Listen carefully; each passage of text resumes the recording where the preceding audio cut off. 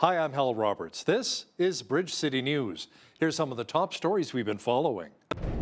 In a historic ruling, the U.S. Supreme Court struck down Roe v. Wade, which ends constitutional protections for abortions.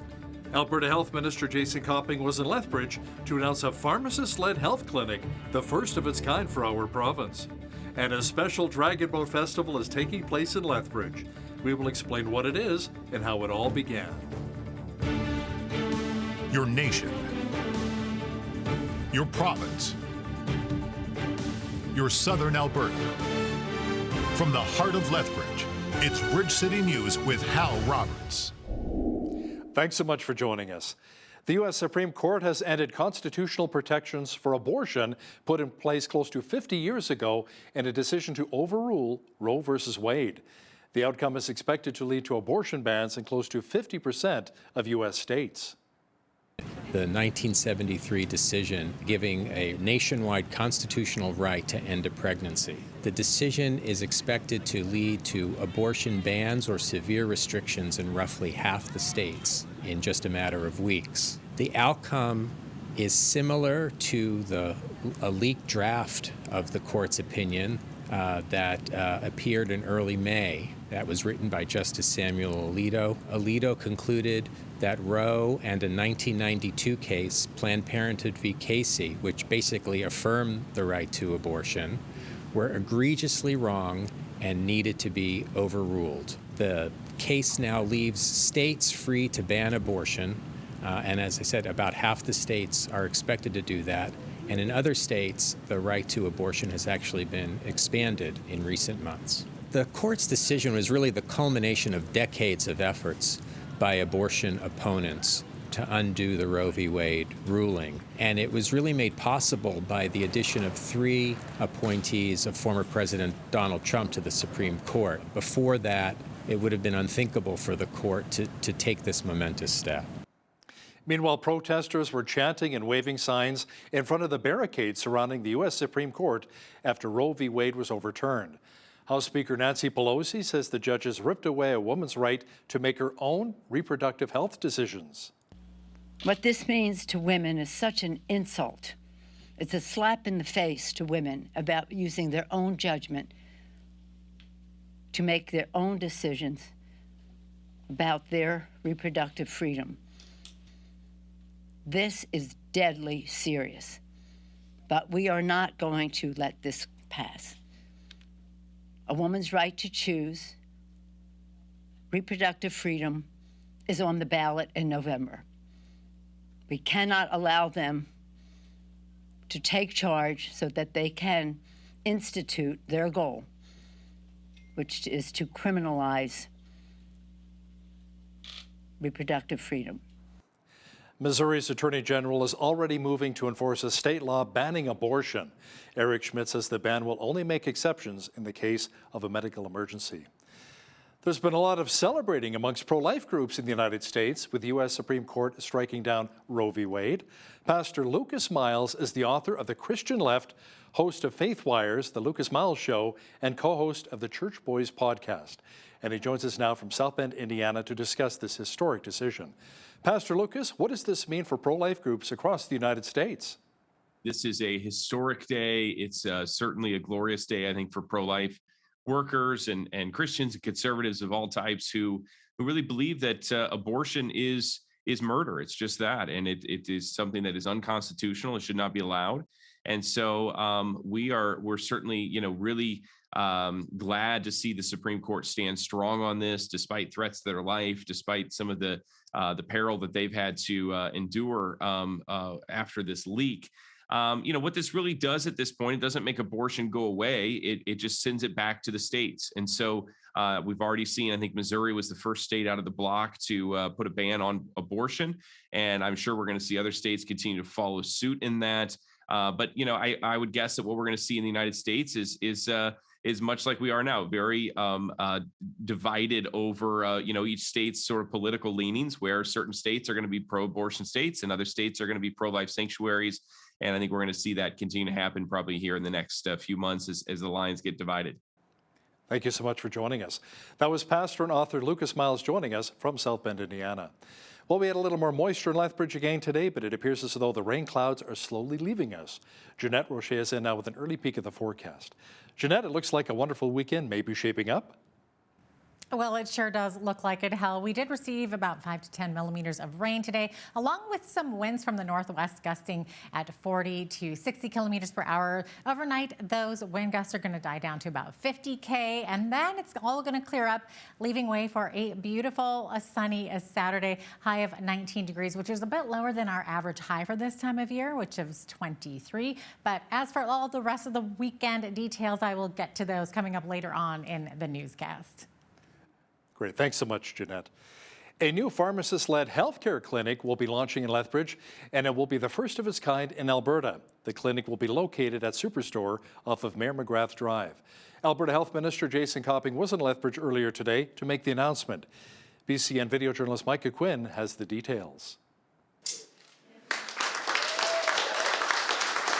Alberta Health Minister Jason Copping cut the ceremonial ribbon for the opening of the new pharmacist-led walk-in clinic in Lothbridge. The goal is to alleviate stress on clinics and emergency rooms in our city. We'll help to assess and treat common ailments, examples being coughs, colds, sore throat, possibly due to strep throat. We could do urinary tract infections. We could do sore muscles and joints. We can help with chronic disease management. For those patients who either are no longer having a family physician, or for those patients who are having a difficult time accessing the family physician in a timely fashion, we'll be here to help assess as well as provide access to medication and provide follow-up opportunities for those patients. Research and teaching will be provided at the clinic through a $500,000 grant to the University of Alberta from Loblaw companies. Our researchers will be using that funding to support the evaluation piece of it, and also we'll have students coming to the clinic to be trained and to provide care to patients. The issue of no family physicians accepting new patients has dragged on here in Lothbridge. Over 40,000 residents in our city are without a family doctor, according to the Chinook Primary Care Network. There are 11 international doctors that will be making their way to Lothbridge come the fall, and Minister Copping says the Alberta government has a plan to bring in an additional 5 by next spring. So we are going to ongoing assessment in terms of where the shortages are,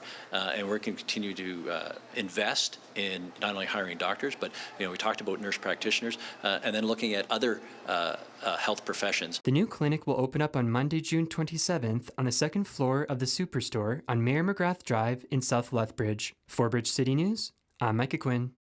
Lethbridge Police Victim and Witness Services Unit celebrated its 30th anniversary on Thursday night. The event, which was originally supposed to take place last year, was pushed back because of the pandemic. Since 1991, over 500 volunteers have put in 480,000 hours while supporting more than 6,000 families and youth. Program Manager for Victim Services, Catherine Pooley, says they have a wide variety of volunteers from all walks of life. I can't say enough good things about the people who choose to come and do this work. We have some people who are retired and looking for something that fills the void they lost when they weren't working. We have some people that are criminal justice students or psychology students looking to see if they're in the right field and if they can do this work when they're actually out there. We have some people that just have giant hearts and want to give back. So we have a really interesting cross-section of people and an incredible wealth of knowledge. People in the service sector, people in the criminal justice sector, and it just is incredible to see who chooses to give their time to us. Grace Carterier, who's the longest-running volunteer with Victim Services, explains why she has been with the unit for this long. My dad was dying of cancer, and he'd always taught us to give back to someone. And I read it in the paper and decided it looked like a good place for me to start to be able to help people.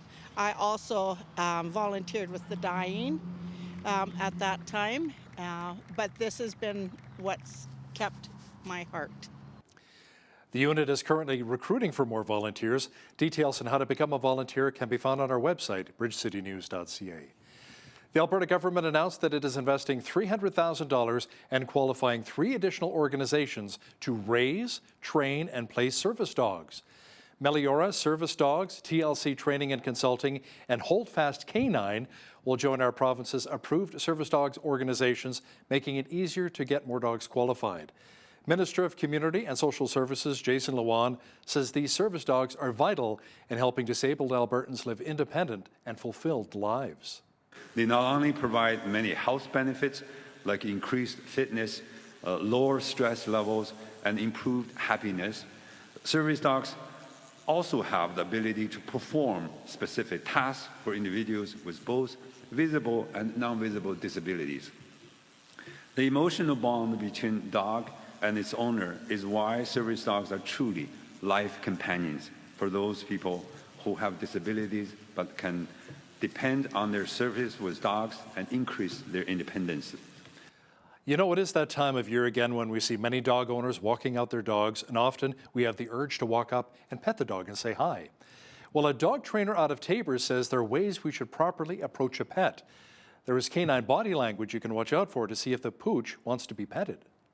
That would be lip or nose licking, ears might be flat or pinned, yawning is a sign of stress, a tucked tail would be stress. If they turn away as you're approaching, that's a sign that they are not comfortable with the approach. So if they're giving any of those stress signals, that's a good sign for you to just stay back and not approach. And it's always best to talk to the owner and ask if you can touch their dog.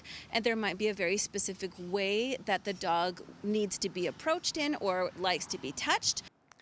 Thompson says a sure sign to know a dog is happy is a relaxed open mouth and body. The Dragon Boat Festival isn't your typical boat racing event. It features unique dragon head designs on the front of the boats. The event is celebrating its 20th anniversary here in Lothbridge. The festival was started by a group of women who battled breast cancer and came together to create a dragon boat team. Diane Randall, the chair of the event, says 48 teams will be competing at the event this year, with 19 of them from Western Canada.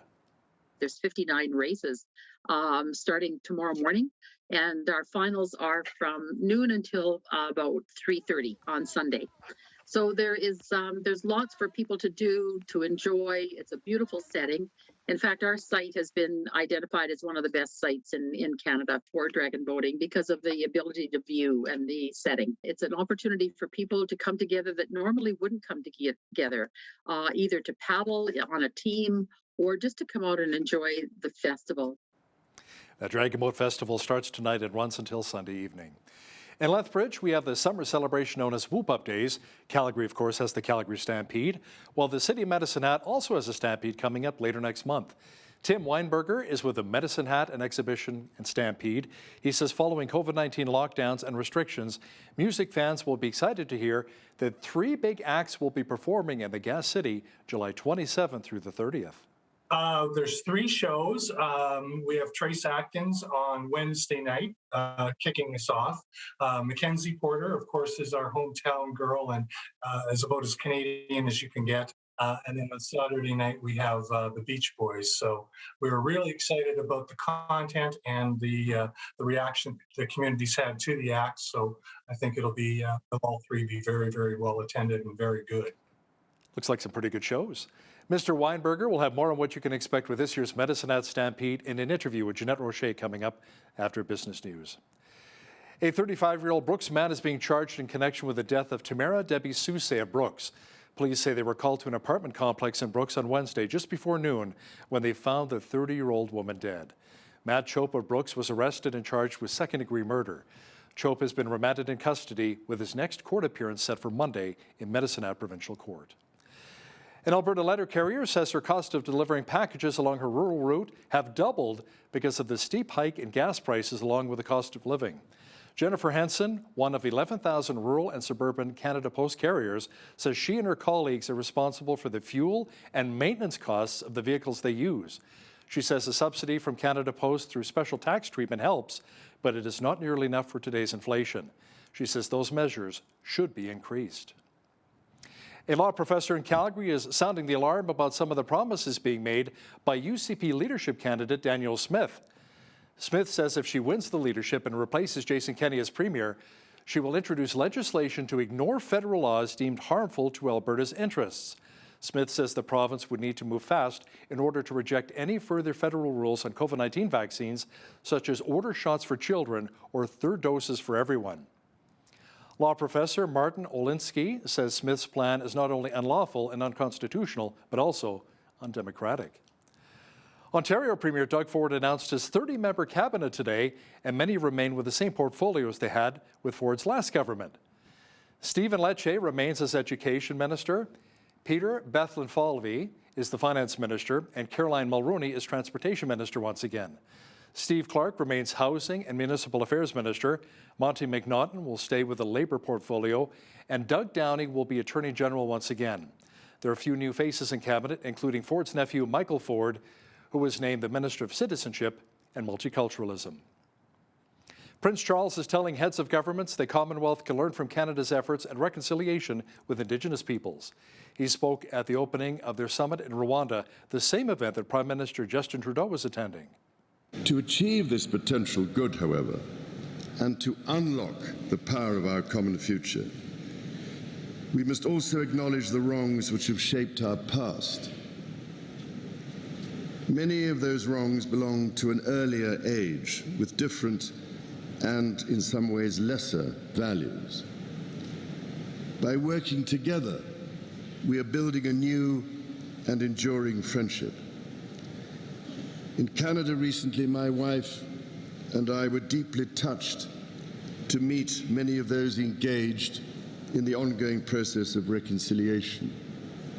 Indigenous and non-Indigenous peoples reflecting honestly and openly on one of the darkest aspects of history. Samaritan's Purse is helping to strengthen Ukraine's medical system with airlifts of much-needed supplies aboard their DC-8 aircraft. They're working with various church partners to distribute these items to those most in need. We have more now in this report. Зараз в Україні йде війна, і це дуже страшно. Важко описати те, що відбувається в житті кожного з нас, бо ми всі, як я вже казала, на початку російської агресії, коли в перші дні війни багато людей лишилося доступу до ліків, бо аптеки були закриті. Багато людей лишилося доступу до лікарів, бо лікарні були закриті. Багато людей приїхало, багато людей потребувало невідкладної психіатричної, в тому числі, допомоги, в яких були і травми, і простудні захворювання. Тоді ще в нас був COVID-19.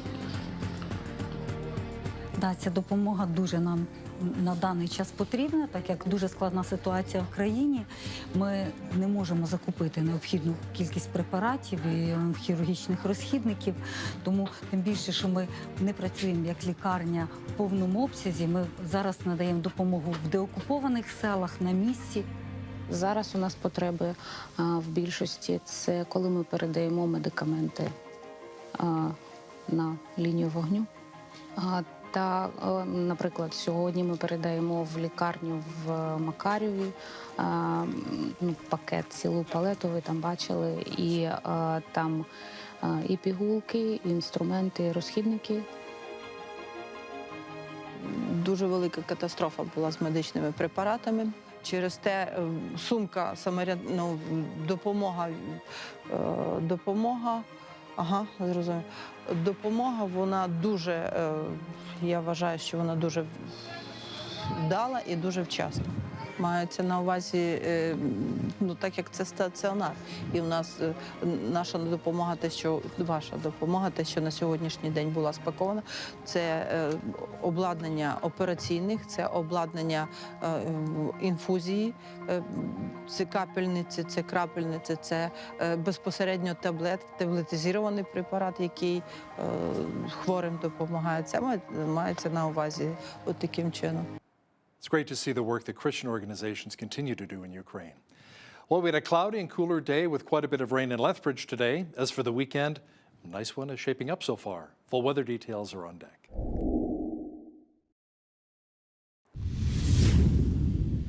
It was much cooler, rainy, and far below our seasonal high today of 23 degrees. Jeanette Roche is in now with a full look at the weather picture.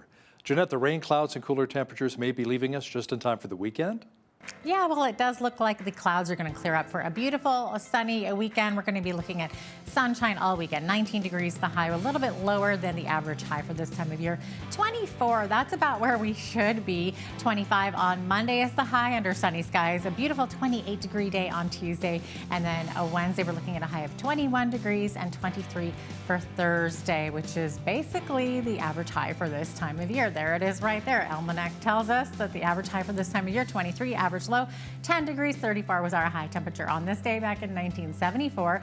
And in 1950, we had a low of 2 degrees. 5:25 was when the sun rose this morning. Our sun set this evening, 9:43 p.m., giving us 1 minute less of daylight than we had yesterday. I know the days are getting shorter already. It's so sad. Sunshine on the west coast tomorrow, 26 the high in Victoria, a little bit cooler by the water. 24 in Vancouver, going to feel like 30 degrees though inland.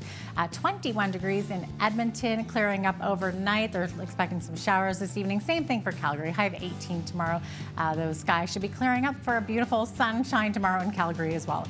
21 the high in Saskatoon tomorrow with a mix of sun and cloud. Looking at some showers and a risk of thunderstorm in Regina, 19 the high, 29 in Winnipeg. Winnipeg was under a severe thunderstorm watch earlier today, and the conditions remain favorable for a thunderstorm tomorrow as well. 30 degrees in Ottawa and Montreal tomorrow, 31 in Toronto. Toronto sitting with extreme humidity as well. That humidex well up into the high 30s. As we look to the east coast tomorrow, Fredericton's sitting at 29 degrees. Beautiful sunny skies there, 22 in Halifax with showers, 25 in Charlottetown, and 23 in St. John's with a chance of drizzle or showers there as well. So there you have it. That is your forecast. There were more than 1 million job vacancies at the beginning of April. That is up more than 23,000 for March and more than 40% higher than last April. Stats Canada reports the number of job vacancies hit a record high in several sectors, including construction, transportation, finance, entertainment, and recreation. European Union leaders gathered in Brussels today to discuss the full economic impact of Russia's war with Ukraine. The 27 leaders are grappling with surging inflation, energy shocks, along with dwindling business and consumer confidence. The leaders will also have to deal with higher borrowing costs as the European Central Bank prepares to raise interest rates for the first time in 11 years next month to counter runaway price increases. Toyota is issuing a global recall for 2,700 of its BZ4X crossover vehicles. There are concerns wheel bolts could loosen. Company officials say the cause is still under investigation, but the entire wheel could come off, risking a crash. The move is a major setback for the Japanese automaker's ambitions to roll out electric vehicles. The units subject to the recall include around 2,200 destined for Europe, 270 for North America, 112 for Japan, and 60 for the rest of Asia. Now, here's a look at today's markets. The TSX was up 345 points on the day to finish at 19,062. The Dow was up 823 points to 31,500. The S&P 500 was up 116 to 3911, and the Nasdaq was up 375 on the day to 11,607. West Texas Intermediate Oil was up 285 to 107.12 US per barrel. Natural gas was down 5 cents to 6.19 US. Gold was up 4.11 to 18.2688 US an ounce, and silver was up 21 cents to 21.16 US an ounce. Feed wheat is at $13.33 per bushel, barley's at $9.42, canola's at $20.11, and corn is at $11.30 per bushel. Live cattle were up 10 cents to $135.35. Feeder cattle August contract was down $2.35 to $172.50, and lean hogs July contract was up $2.35 to $110.93. The Canadian dollar was up slightly over the past 24 hours to 77.56 US.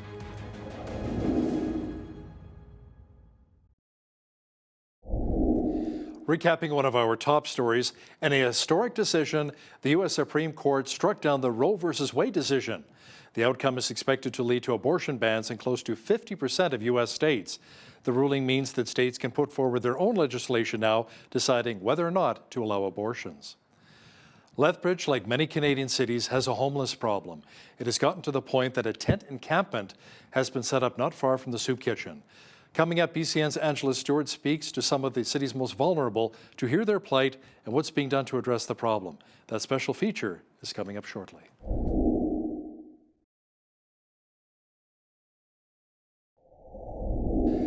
The city of Lothbridge has been dealing with an issue of many tent encampments popping up near some downtown facilities.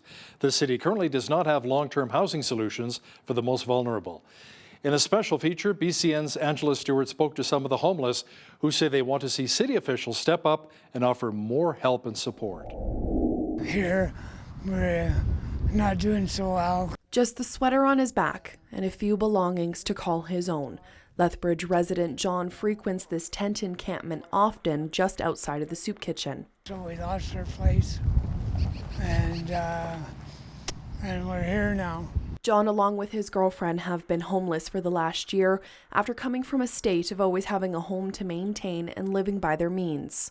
We collected the CRA, and we lost our paychecks. The couple has been sleeping in the nearby shelter, also known as Alpha House. I get 2 mats, my girlfriend gets 3 mats, and we're just struggling to get by. John and his girlfriend are not alone. Many others see themselves living this reality. I had a fiance at the time, and I lost my fiance.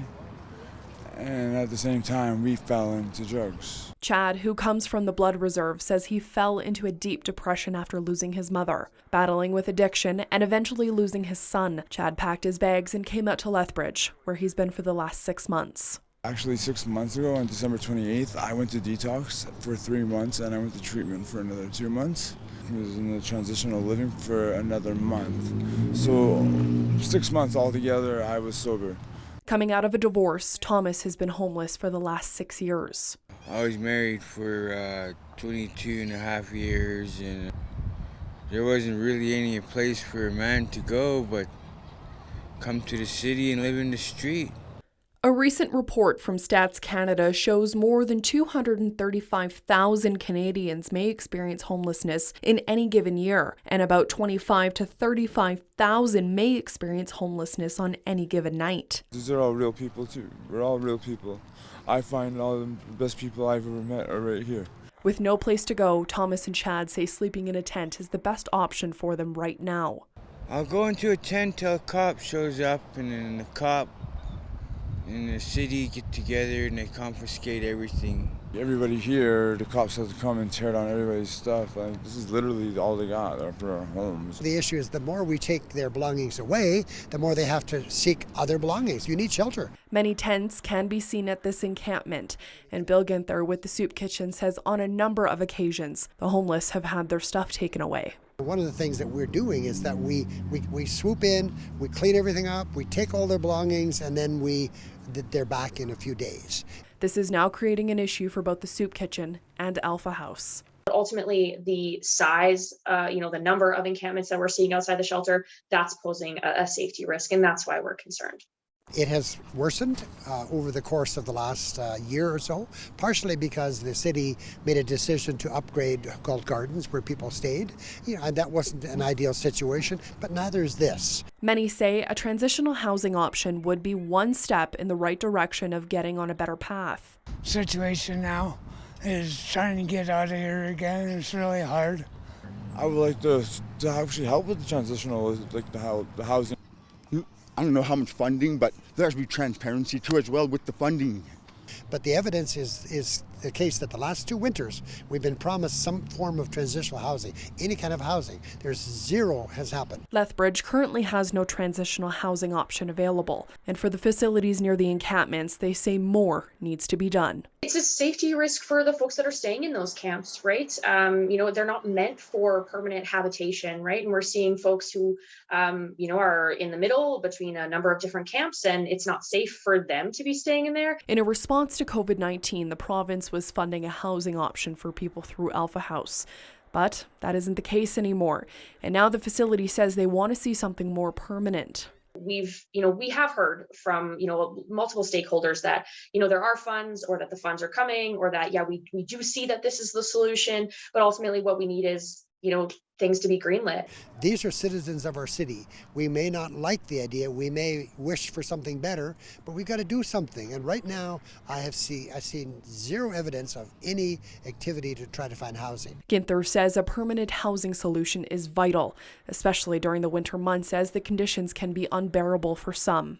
I see too many people with amputated fingers. It's really on those decision makers who choose not to do anything. You freeze. That's all there is to it. Is you freeze.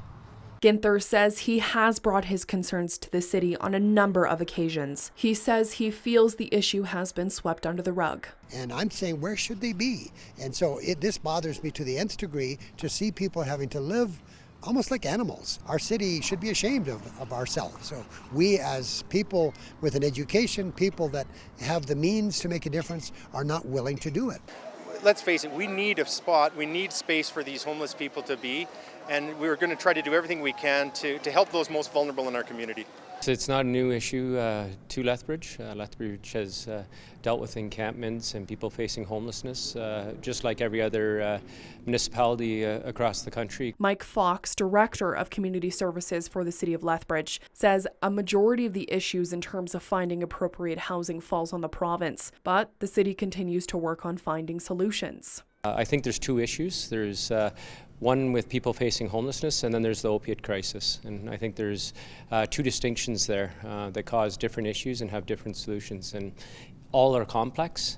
And the city's role is really as a coordinator, convener, facilitator, where a lot of the issues fall outside of the mandate of the city. The city continues to work with all our partners, the province, and tries to come up with different plans that will make things better for the city and its residents and the people facing homelessness. Last fall, Premier Jason Kenney announced $21.5 million in funding to address homelessness in the province, $13 million going towards 14 expanded homeless shelters across Alberta. We continue to be a major funder of the broader system, including building permanent housing units. We recognize, but these issues are complex because they are related often to addiction and mental health challenges, sometimes to social disorder, where law enforcement comes in. We need to put all of that together as we develop a more comprehensive strategy. As of right now, there is no timeline when a permanent housing option will be available for those who need it the most. It's how do we have the right solution to help everybody out in these complex issues. As we move forward, if we can get all the stakeholders together that are doing things, there are many, and when we release the list out on what everybody's role is and what people can do on this issue, I believe people will be shocked on the complexity and also on how many people are trying to do things for the residents. In the meantime, many who are struggling with homelessness in the community say they hope the city will act soon and provide the proper resources to help them get up on their feet once again. In my situation, I need to be in a stable environment, which people aren't right now, and this is what it is. We could be an example to other cities by actually doing something, housing. Create housing. That's really all it takes. We need to restore and enhance the dignity of people. There's no dignity in living like this, none. For Bridge City News, I'm Angela Stewart.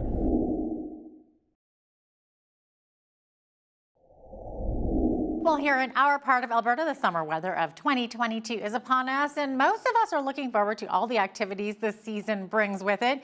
Outdoor events like camping and hiking, and of course, the midways and rodeos. And of course, when we think of the word Stampede, most of us think of Calgary, but Medicine Hat also has one. Today, we're speaking with Tim Weinberger of the Medicine Hat exhibition in Stampede. Tim, thanks so much for joining us today. So great to have you on. Oh, thanks for having me. Absolutely. So it's exciting times. But before we get into the excitement of the summer events at Medicine Hat, can you maybe give us a snapshot of the history of the exhibition in Stampede in the Hat? Sure. Well, the organization itself actually dates back to 1887. I had to write that down because I keep saying 1987. No, it's 1887. And in fact, you referenced the Calgary Stampede. Medicine Hat can actually brag the fact that our rodeo is older than Calgary's. So we've been around for a long, long time. That's amazing. I had no idea it was that old as well. Okay, so Tim, now of course that the pandemic is seemingly over, I would suspect that more people will be out this year. So what can people expect to find if they're attending the Stampede for, say, the first time? Well, the Stampede is back full on. Our motto this year is "We Ride Again." Everything's back: night shows, exhibition, the CFR rodeo. The night shows this year are going to be fantastic. Every year that we do a show, we want to make sure that it's bigger and better than last year. And this year, with the circumstances of the last 2 years, are no exception. We want to make it bigger, better, more fun, more entertaining. Lots of great family free entertainment. There'll be a lot of things to do and a lot of good things to see. For sure. So with that said, what kind of numbers are you expecting for attendance this year? I think if we look back at the past years and we want to grow from there, we're probably looking at 45 to 50,000 people on the grounds this year. So. Wow. Okay, awesome. Now you mentioned night shows. So these concerts at the grandstand, are there some big Canadian acts coming this summer? There's 3 shows. We have Trace Atkins on Wednesday night, kicking us off. Mackenzie Porter, of course, is our hometown girl and is about as Canadian as you can get. And then on Saturday night, we have the Beach Boys. So we were really excited about the content and the reaction the community's had to the act. So I think it'll be, all 3 be very, very well attended and very good. So the actual Beach Boys. There's a few that aren't there, but yeah, as close as you can get. You bet. Yeah, I'm just talking about the Stampede grounds. Are there future plans to expand the buildings or maybe new buildings on those grounds? Yes, very much so. Been in the works now for several years. Of course, the last 2 have not helped us a great deal, but they're behind us now. And that's the plan we're having going forward. And definitely, there are plans to, take things to the next level. Buildings get old; they need to be replaced. But the grandstand right now is probably our biggest project on the go, and I can't give you an exact update on timing, but it is in the plans and it's well on its way to getting started and getting built within the next, I'm going to say, decade. So there's also some other history displays on the property, isn't that right? Is yes, there yes. The Pioneer Village, for example? What can you tell us about that? Oh, yeah, thank you. Yeah. Village is actually a very interesting little park. We've got buildings of probably every time in the last century, from the old schoolhouse, the old general store, the old gas station. And it's quite an educational place. We host a lot of school tours there and kids coming through and looking at some of the buildings and the way we old people used to do it. It's kind of fun. It's kind of historical, and we've actually looking at some opportunities with 1 or 2 partners to kind of take claim to it as a presenting sponsor. I can't really get into those details right now, but we'll have some sponsorship with that, which will only make it bigger and better and grow even more. So it's a big part of the facility for sure. Sounds definitely exciting. In terms of the Stampede coming up in July, what does that calendar look like? What can somebody expect going in July into the Stampede if they've never been before? Well, if they've never been before, a lot of fun. I mean, there's going to be exhibits. As I mentioned, there's going to be free entertainment. There's going to be petting zoos. There's going to be tons of stuff for families to do. Of course, the rides and the midway, the night shows. The rodeos is just if you've never been to a rodeo, to see it in person and see the dynamic between these cowboys and they're professionals and the animals that are there. I just love horses and just to watch them perform, and they are performers. Like, they are as much a part of the show as anything. So if you haven't been before, as you said, please come on out. It's a great way to spend a few hours, a few days, and just have some fun. You know, it's all here, and it's going to be an exciting show. We can promise you that. And what are the dates again for the Stampede, and maybe talk about the parade too? The parade goes Thursday morning. I believe that's the 28th. We'll kick it off in the morning right downtown, and a great event this year. Our local celebrity sportscaster Bob Ridley is our Grand Marshal, and we're excited to have him. So, and I think just the fact that this is the first one in a couple of years that we've really been able to pull out all the stops for. It'll be well received by the community and everyone in Medicine Hat. Definitely. Now, before we go, how can our viewers find out more about what's happening this summer at the Medicine Hat exhibition in Stampede? Well, go right to the website. That seems to be the way to get all your information these days. It's mhstampede.com. If you're looking for tickets to any of the events, the chuck wagons, or any of the night shows or summer rodeo, we're here Monday to Friday, pretty much full office hours, and the staff are great. They'll be more than willing to help you out and meet your requests. I'm sure you guys are really busy these days with all of it. And I'm going right out after this, so I've got to get back out there. Tim Weinberger, thank you so much for joining us today. We really appreciate having you on. Well, thank you very much, and thanks for having me.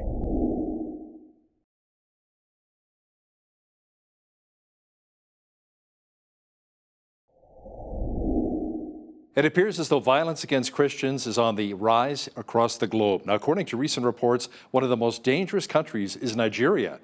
Joining us now from St. Albert, Alberta, just outside of Edmonton, to talk about this is Greg Musselman, the Minister at Large for Voice of the Martyrs Canada, who just returned from Nigeria. Greg, welcome back to Bridge City News. Oh, good to be back with you, Hal. So how bad is it really in Nigeria? How many attacks are we talking about here?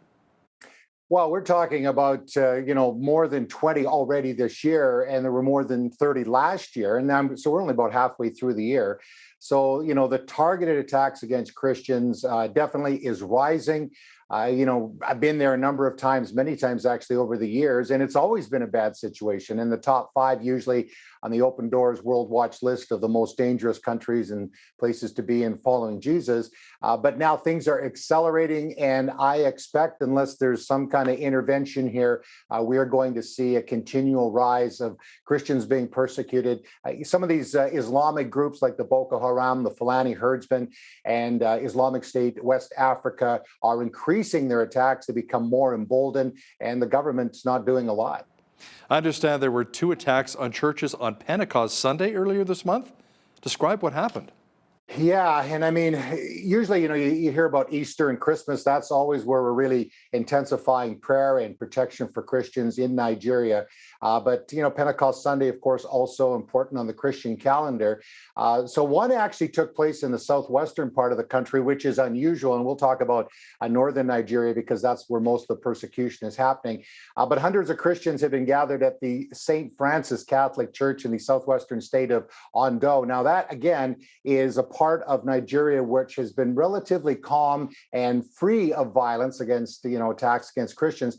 But the service was disrupted by gunshots and explosions, and worshipers, as you can imagine, trying to flee the building. Gunmen shot them as they're leaving the building, shot them outside. We've heard reports the youngest victim was a boy around 11. The oldest victim was in his 80s, shot outside the church. And when the bloodshed was complete, dozens lay dead. It is heartbreaking. I see them often, and it reminds me of just how evil these things that are perpetrated against the followers of Jesus. And then the surviving victims, they were rushed to hospital with injuries.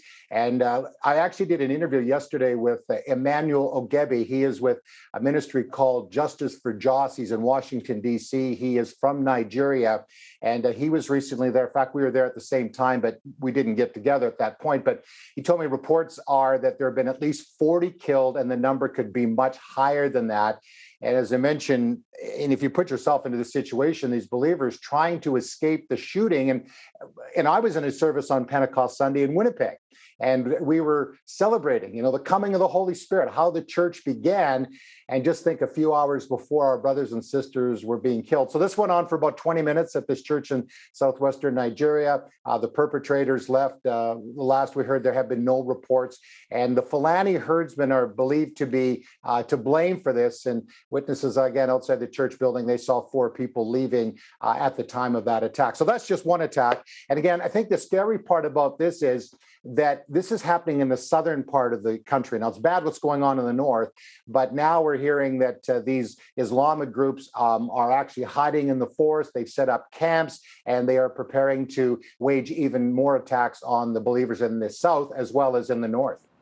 Are some of these extremist groups also attacking some of the Christians in the south for their livestock? Well, that's what the Fulani herdsmen are about. And when you look at sort of the history of these folks, they're nomadic, and they graze their cattle. And I've seen them actually when I've been in Nigeria. And again, let's just please understand that most Fulani people are peaceful. And they're mostly Muslim, but there's the extremists within that group, and they are absolutely brutal. They're unlike the Boko Haram, and many have heard of them. They've been around for a number of years. They kidnapped these young girls from Chibok and other places. So they kidnap, and they force these young girls into Islam, and they are using them for ransom, kidnapping pastors and other Christians. But the Fulani go in and they just kill. And they're brutal in the way they do it, and just horrible, horrible ways.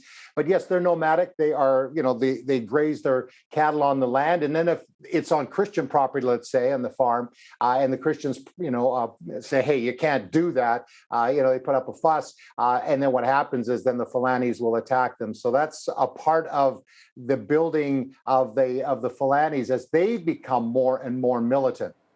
So why isn't the Nigerian government doing more to stop these vicious attacks? That is the question that every time I do my podcast, Closer to the Fire, I ask those questions. As I mentioned, I was talking to Emmanuel Ogebi with Justice for Joss and saying, why is the government not doing more? And there's a number of reasons for that. I believe that they may not have the ability to do it. And I don't think there is really that. They're not that motivated. In fact, one of the things that is really disturbing, there was another attack that took place in Kaduna State, and that's in the north, and that's where there's been more attacks. And so this is, again, on Pentecost Sunday. So this will just give you kind of an example, Hal, of the government not only not being able to protect the Christians, but they may even be involved in some of these attacks. So again, Pentecost Sunday, June 5th, same church, or that day that we just talked about, Catholic church there, and dozens were killed, and 32 people in 4 villages in that area in Kaduna were killed. And the report that Emmanuel was telling me about is they heard from, the victims and, their families as they were, looking over what had happened, is that when the word had got that these militants were coming on their motorcycles, the government was called. And a military helicopter was actually flying in the area. And instead of shooting at those that were perpetrating this, they were shooting at the Christians who were in the forest, and 32, believers were killed. And so now we got a situation where it's not only the government not doing enough to protect the Christians, in some cases they actually may be involved. And we've heard other situations as well where the Christians have, called on the military because they, get word that these militants are coming, and the government doesn't do anything. And the soldiers are in the area and they say, well, we didn't get the orders to stop this attack. And by the time it's over, dozens of Christians are killed. Now, a lot of this information, obviously, you're getting secondhand from some of your sources down in Nigeria. But when you were in Nigeria, Greg, did you see some of the devastation and maybe the remnants of what was left behind from some of these vicious attacks? Definitely. I mean, where we work, just outside of Jos, it's called Christian Faith Ministries, run by a couple from Australia, Kent and Ruth Hodge. And they set up a compound 15 years ago in that area. This is the central part of Nigeria, a Bible school. And out of the Bible school during that time, they just saw the needs. There were victims of violence and the trauma. The kids now, they lost mom and dad. They don't have any way to support themselves, have no education. So they've come there. And so when I was there 4 years ago, this is all before COVID hit, there were probably 300-400 kids in the school. Now there are more than 1,200. And I mean, these are kids, and all of them have been traumatized because they've lost their parents. So, you know, we're hearing those stories. Now, one of the main reasons I went down to Nigeria on this recent trip is the Voice of the Martyrs and Crossroads Christian Communication 100 Huntley Street, of which I'm one of the hosts, to go down, and we are raising funds to finish a trauma center. It's called Mara's House. And so the idea then is to help these girls who have been traumatized. So, you know, you have your, you know, the physical needs. They need food, they need a place to stay. That's being provided. They need education. But all the damage that's been done to them, the things that they've heard, you know, and not only the girls, but also the women as well. And I did a number of interviews, you know, where young women have been raped. They've been forced to marry these Boko Haram commanders and soldiers. You know, their husbands that they were forced this marriage, they were killed. They maybe lost their children. So they're just dealing with so many things. In the midst of it, though, and I just want to give some hope here, because I mean, this sounds pretty terrible, and it is. It's evil what's going on there, you know, perpetrated against the followers of Jesus. But in the middle of all that, we're hearing these amazing faith stories. So many folks from a Muslim background have come to know Jesus, and that's in many cases the reasons that they're attacked, trying to force them back into Islam, and then they suffer brutally. But, you know, so God is working in amazing ways. He's doing miracles. You know, we just heard actually, you know, the Chibok girls going back 8 years, Borno State, when they were captured by the Boko Haram, 276 girls, and there's still over 100 that are still in captivity. But after 8 years, 2 of the girls have now been able to be free and are being reunited with their families. If you can imagine, again, those lost years and all the trauma. But so there's some really good stories in the midst of all the pain and the struggle. But there's also a lot of fear because things are ramping up in the north. There's more attacks. And as we've just been talking about, things are starting to also become more tense in the south as well.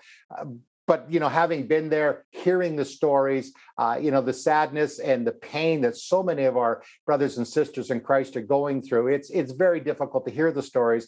And yet, you know, how we need to be praying, we need to support them, and we need to be concerned because they are part of the family of God. Yeah, we'll talk about more of that support in just a moment here, Greg. But let's circle back to a comment you made earlier that the Nigerian government appears to not be doing very much in regards to these vicious attacks.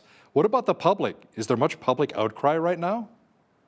Well, one of the problems is Nigeria has had, you know, years and years and years of violence. In the last 20 years, especially since the Boko Haram, and, you know, there was a great outcry. We talked about the Chibok girls, well, there's 276 girls when they were kidnapped.